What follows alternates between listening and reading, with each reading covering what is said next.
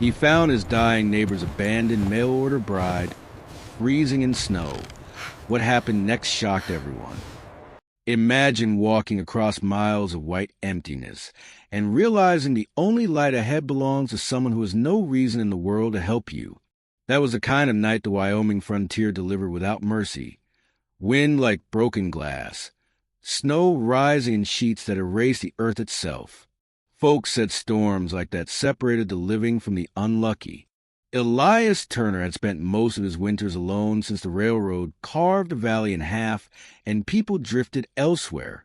His closest neighbor, old Merritt Dawson, had been fading for months before passing quietly in his sleep just 3 days earlier. Elias knew the land would feel even quieter now. Emptiness tended to echo. He was stacking wood by a lantern glow when he heard it, a sound too faint for an animal but too desperate for the wind. A thin cry, ragged, distant, swallowed by snow. He lowered the lantern, listened. There was again a voice, a woman's. Elias didn't waste time debating.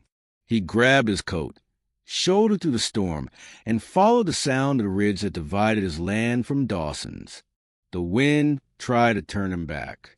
The cold clawed straight through his gloves. But the human voice, small, trembling, cut through everything. He found her half buried beneath a drift near an old fence line. A young woman, curled tight around a canvas parcel, snow frozen into her lashes. Her breathing was shallow, more memory than motion. Elias knelt beside her. "You hear me?" he said, voice steady but sharp. Her lips barely moved. "Is this Dawson land?" He didn't answer right away. Something inside him dropped, like the pieces of a puzzle snapping into place too late. Dawson, months before dying, had spoken of writing letters, of wanting a companion, of not wanting to die with his house cold and empty. But nobody had believed the old man would actually send for a bride. "Why were you trying to reach him?" Elias asked. She opened her eyes just enough to reveal the color of dusk. "He wrote for me, said he'd meet me at his gate." Her strength dissolved, and her head fell against his arm. Elias didn't need the rest. He understood. She had crossed half the country to marry a man who was already under 2 feet of frozen dirt, and she was minutes from joining him if he didn't move. He lifted her carefully, shocked at the weight or lack of it. She felt like melted snow inside a dress. He wrapped his coat around her, pulled her close to shield her face from the wind, and carried her back with a steadiness that came from years of living too close to danger. Inside his cabin, the storm roared against the walls, but the fire cracked hot and bright. He laid her on his cot, rubbed life back into her hands. Warm broth over the stove. For a long while she didn't stir. Her breathing flickered, fading, returning, fading again. Finally, her eyelids fluttered. "I shouldn't be here," she whispered. "No one should be out in a storm like that." Elias corrected. "What's your name?" "Avellini." He nodded slowly. A name like that didn't belong to winter. She tried to sit up, but her arms shook. She looked around the small cabin, plain, ordered, lived in by someone who didn't expect guests. Her eyes stung with confusion and the kind of embarrassment that comes from being rescued by a stranger. "I thought Mr. Dawson would be waiting," she said. "He promised me a place of future."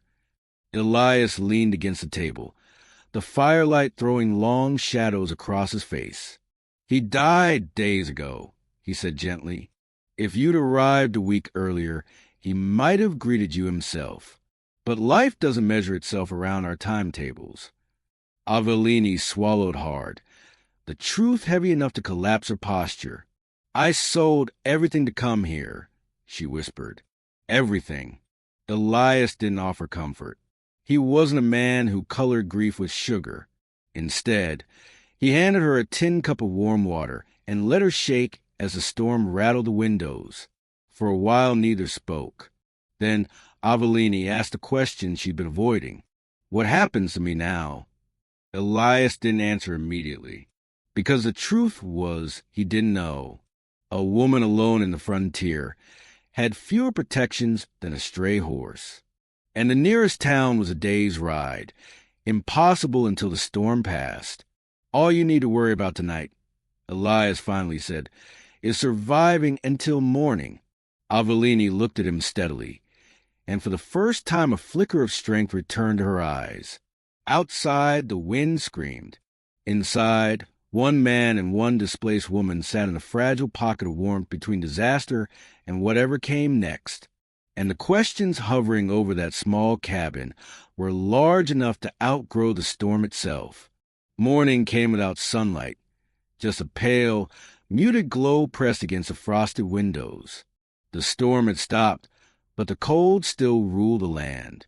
Elias Turner stepped outside to check the drifts, boots sinking almost a knee. Nothing moved except the smoke curling from his own chimney.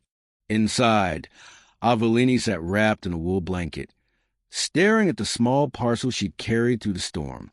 He'd placed it at the foot of the cot, untouched. He'd noticed the way her fingers brushed it every few minutes, like it was the only thing she still trusted. Elias set a kettle on the stove and spoke without looking at her. "You warm enough?" She nodded, though her shivers said otherwise. "Good," he said. "You'll need strength before we talk about anything that comes next." Avellini watched him move through the cabin. Steady, economical, no wasted gestures. He was a man shaped by land and weather, not crowds. The kind who didn't ask questions until he needed answers. Finally, she cleared her throat. "I wasn't running toward Mr. Dawson," she said quietly. "I was running from something else, too." Elias didn't react, not outwardly, but the set of his shoulders changed, listening more closely, waiting without pressure.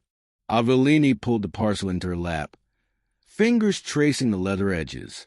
"My mother died last spring. After that, I worked in a boarding house where the owner treated us worse than livestock. When Dawson's letters came, he sounded gentle, tired but hopeful. He wrote about wanting someone to share the quiet with." Avellini swallowed hard. "I believed him, maybe because I needed to." Elias leaned against the table. "Needing hope isn't a weakness. It feels like one today." He didn't argue. He simply poured her a cup of steaming tea and set it in front of her with the same care one might show a fragile heirloom. For several minutes they sat in silence broken only by the softness of the stove. Avellini finally opened the parcel. Inside were 2 worn dresses, a small Bible, and a letter sealed in red wax. She hesitated before unfolding it. The writing was uneven, as though Dawson's hands had trembled while holding the pen. "Avellini," she read aloud, voice unsteady. "If this reaches you, it means I've held on longer than the doctors thought. I cannot promise strength, but I can promise a roof and a place beside my fire." She stopped reading. The letter slipped from her hands. Elias picked it up gently and set it beside her belongings. "You were coming to be a companion," he said, "not a bride bound by romance. There's no shame in that." Avellini's eyes darkened. "But the town won't see it that way." Elias didn't speak, but he didn't deny it either. After breakfast, Avellini insisted on standing, her legs nearly folded beneath her. Elias steadied her with one hand, his grip strong but not controlling. "I'll manage," she said softly. "You don't have to," he replied. "I know," she whispered, "but I need to." She practiced walking from stove to window until her balance returned. Elias watched discreetly. Every step she took seemed to take some weight from his own chest. Later, he stepped outside to split wood. Avellini moved the window, drawn by the sound. Watching him swing the axe, she saw a man carved by hardship, yet somehow untouched by cruelty. His silence was not cold. It was intentional, respectful. She wrapped her shawl tighter. "He didn't ask for anything," she murmured. "Not even gratitude." She wasn't used to that. By midday, Avellini felt well enough to help around the cabin. She folded linens, dried dishes, tidied shelves that likely hadn't been touched in months. Elias returned to find everything rearranged with precision. He raised an eyebrow. "You reorganized my place?" She straightened her spine. "It was chaos. It was my chaos. Your spices were stored next to your gun oil." He blinked once. "Fair enough." Something softened between them. A tiny crack in the ice. That afternoon, the sky cleared just enough to reveal the ridge. Elias stepped outside and signaled for Avellini to join him. She hesitated but followed. "Your old path is still buried," he said. "Town is impossible. You're safer here until the thaw." Avellini folded her arms. "Safe is not the same as wanted." Elias met her eyes with steadiness that made her look away first. "I didn't drag you out of that drift to abandon you the next morning." She exhaled a long, trembling breath. "Then what am I supposed to do now?" "Recover," he said. "Think. Decide. Not everything needs an answer today." It was the first time since her arrival that she felt the ground stop shifting beneath her feet. Evening crept in with a violet sky and a hush that settled over the land like a blanket. Avellini sat by the fire, brushing the last of the frost from the hem of her dress. Elias sat across from her, sharpening a small blade for no real reason except habit. After a long silence, Avellini spoke. "Do you think Dawson wrote others? Women besides me?" Elias considered it. "I think he was lonely," he said. "And loneliness makes people reach farther than they should." Avellini lowered her gaze. "Then maybe I wasn't special at all." Elias shook his head once. "You survived a storm that kills most men in an hour. That's not ordinary." Avellini looked at him sharply, trying to decide if he meant it. He said nothing more. He didn't need to. Outside, the moon climbed over the ridge. Inside, two strangers shared the quiet like a blanket. Neither had the courage to claim. And beneath that quiet, something else began, something unexpected, something neither of them dared name yet. "Morning will tell us our next steps," Elias said at last. But neither of them believed morning would make anything simpler. The valley thawed raw and slow. Mud replaced the white silence. Gullies reopened like old wounds. Word travels faster than horses in a small place, and news of the stranded woman at Elias Turner's cabin spread like kindling. By the third morning, people were coming, not with sleds or help, but with questions, opinions, and the particular moral certainty that comes from being safely indoors. They stood near the post road and watched Elias's roof line through the wet air, whispering the tidy versions of the story they preferred. Silas Boone's name arrived like a shadow at sundown. Where there's a promise of land, there's someone ready to profit from confusion. Silas had been buying struggling claims for years, a man who spoke like a legal document and smiled like a bill. He sent a representative first, a pale-faced clerk with ink stains on his cuffs and a folder full of papers. Elias let the clerk stomp through his yard and lay the documents on the porch table. They were precise, full of language that favored ledger books over people. "You keep sheltering this woman," the clerk said, voice careful. "She was sent here to secure Mr. Dawson's title. We have every intention of enforcing what those arrangements mean." Elias listened. He didn't like the man's tone. He didn't like the idea either. But the law has a shape in these parts, and sometimes it's sharper than any neighbor's conscience. Avellini watched from the doorway, fingers knotting the edge of her shawl. The clerk mistook her silence for submission. Elias closed the folder with a flat hand. "You'll need more than ink to turn this valley upside down," he said. "People here remember how things were. They remember Merrick. That evening he rode to town and came back with old Garvey from the post office, and Mrs. Hales, who kept a boarding house, and two others who'd known Dawson before his health folded in on him.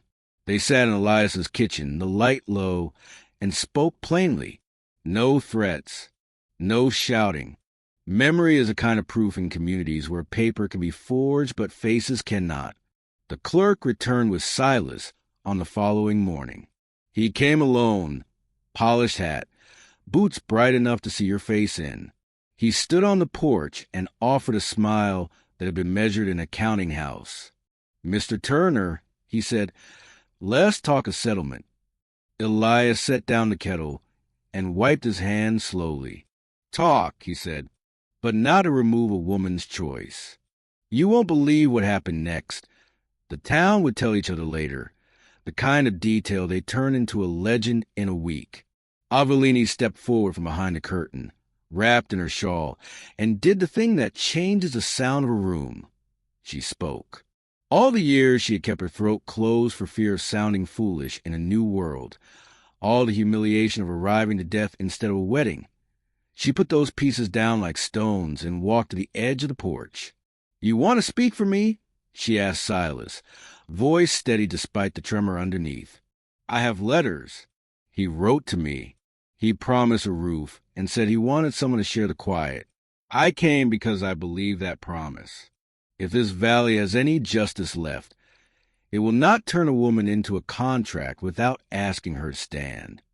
Silas's smile thinned. "Letters don't change law."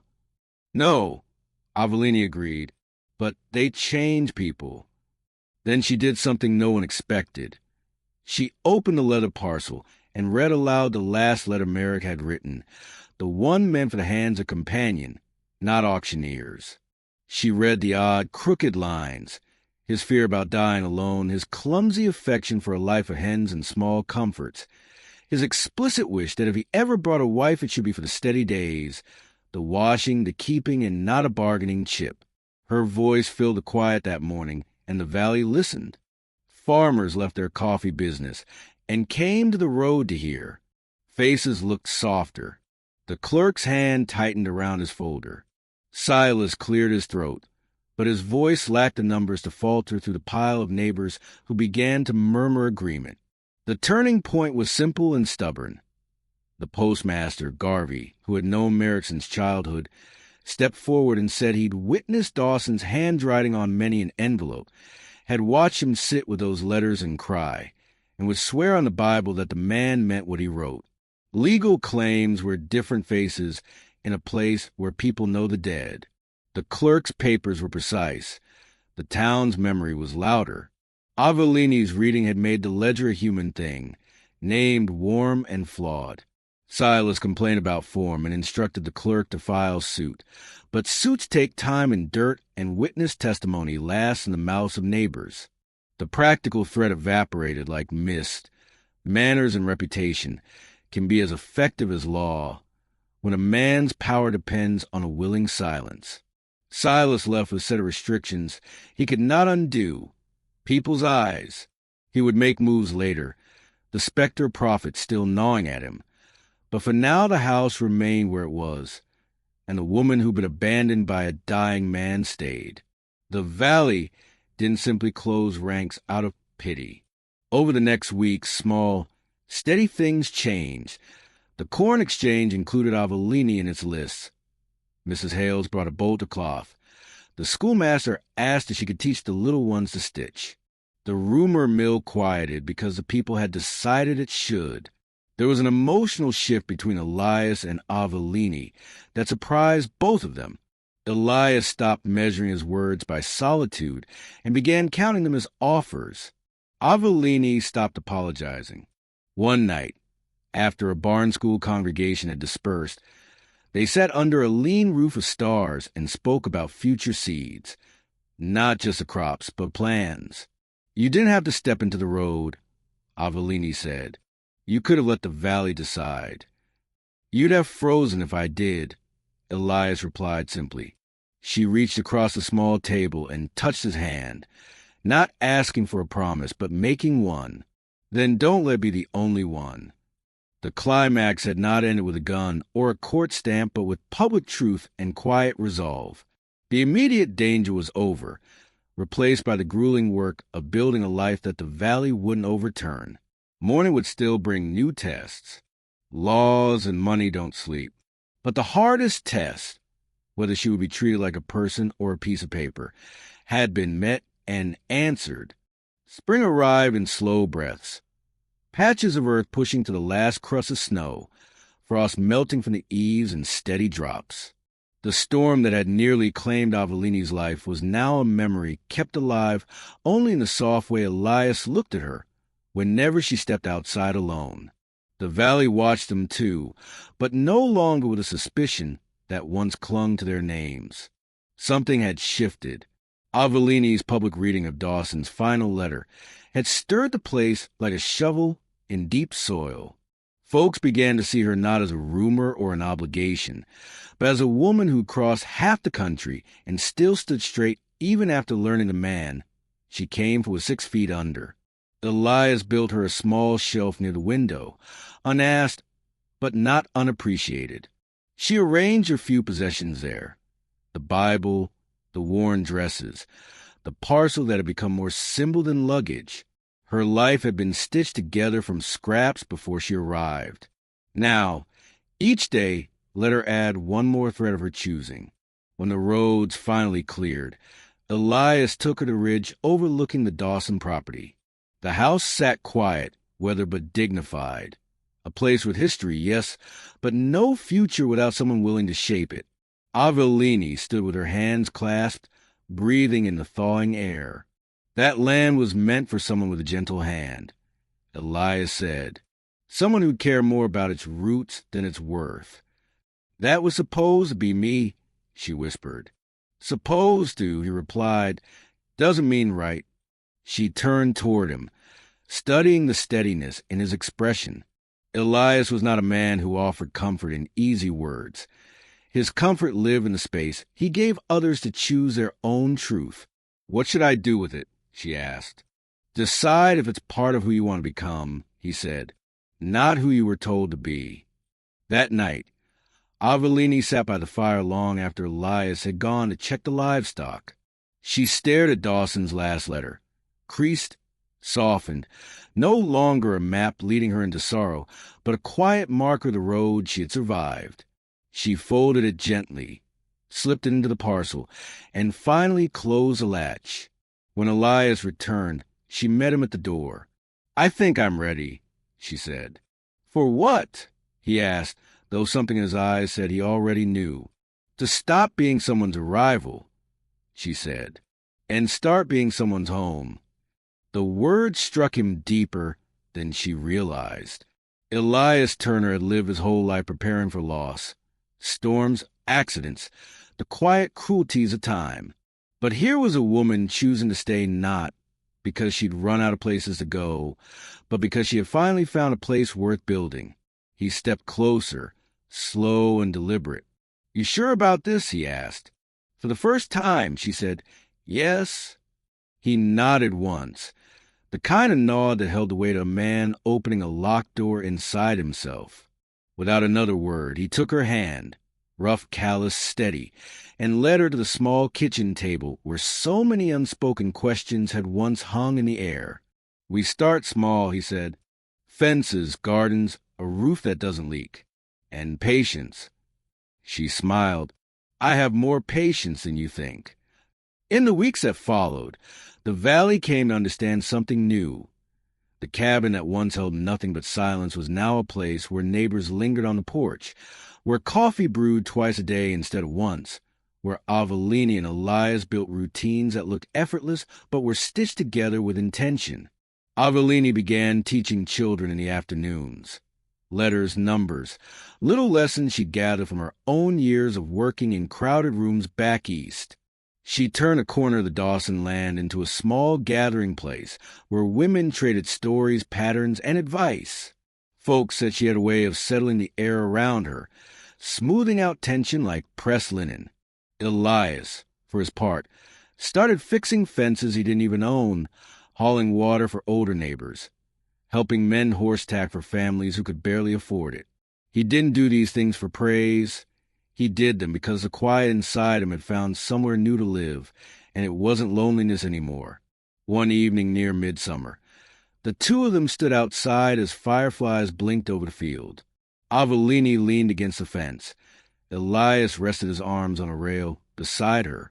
"I never expected a life like this," she said softly. "Neither did I," he replied. "But I'm grateful," she continued. "Not because I was rescued, but because I was seen." Elias turned toward her, the fading daylight softening the lines on his face. "You walked through a storm most people wouldn't survive," he said. "Seeing you wasn't the hard part. Believing someone like you would stay, that was harder." Avellini took his hand, fingers interlaced with his in a way that felt both brave and natural. "I'm here," she said, "and the storm that brought me here, I think it saved us both." Elias didn't disagree. He didn't have to. Behind them, the Dawson house glowed softly with lamplight, no longer a monument to a promise that died, but the first home of a promise finally being lived. And in that moment, the Wyoming wind, usually wild and unforgiving, carried nothing but warmth through the valley. If anyone had told Avellini that freezing in a blizzard would lead her to a life built with steady hands and honest care, she would have laughed. But life in the West never cared much for plans. It cared for grit and second chances, and the people willing to lift each other out of the cold. And this time, winter had delivered not loss, but beginning. Gee, if you love this video, make sure to like and subscribe, and comment Snow Made Us Family. I'll make part 2.